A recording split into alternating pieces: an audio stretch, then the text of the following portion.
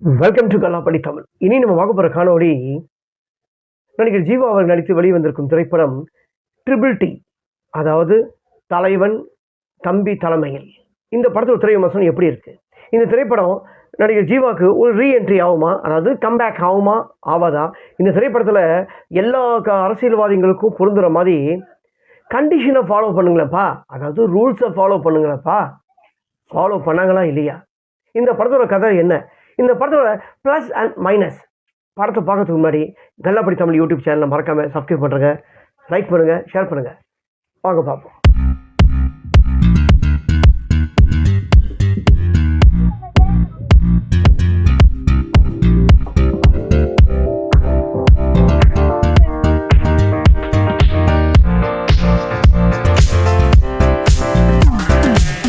இந்த படத்தில் நடிகர் ஜீவா, இளவரசு, தம்பி ராமையா, சபானா மற்றும் பலர்.